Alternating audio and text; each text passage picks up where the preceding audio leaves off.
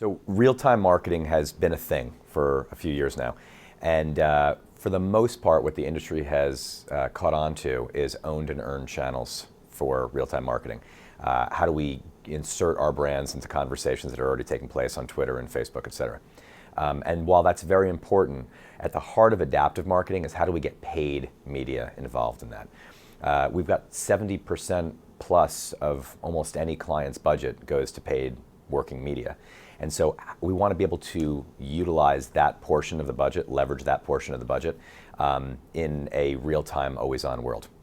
So adaptive marketing is all about taking advantage of that. It's about being in the moment.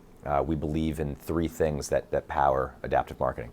The first one is that everything is science. So we want to put data at the center of everything that we do. The second one is speed, speed, speed. We've got to move fast because you miss moments for brands, whether you're talking about owned, earned, or paid, if you don't move very quickly. And the third is that brands must be culturally relevant. So we want all of our brands to be a part of conversations, whether it's their paid messaging or whether it's the conversations or content that we create in the moment in a week. It's important that our brands are culturally relevant. So that's what adaptive marketing is at the heart. We've created physical spaces at the agency called The Loop.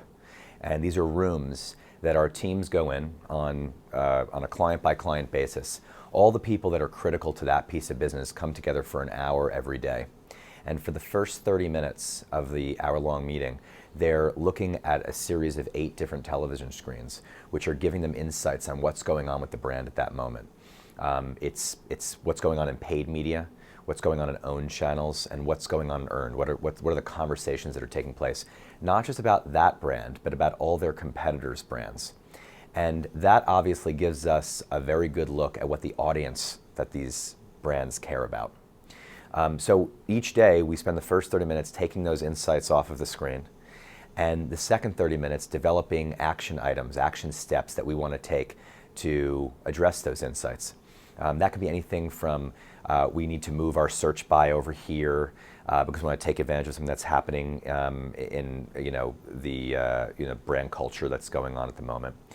It could mean that we want to optimize our paid media campaign.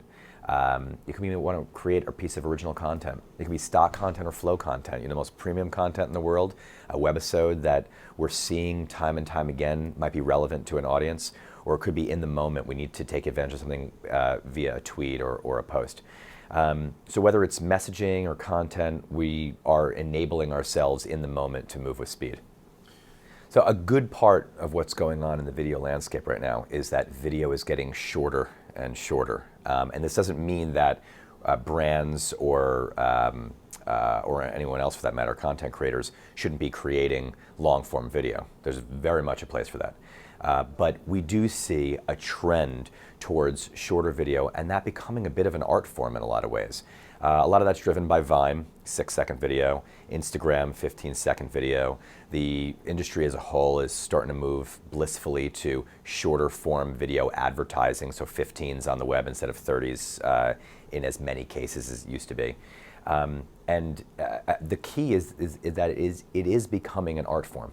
And so we're right now actually going out and recruiting for content creators to work at Mindshare in a content creation capacity who have very rich Vine portfolios, because there's a science and an art and a method to be able to communicate in short form to consumers these days. And those who do it very well can be very helpful for our clients.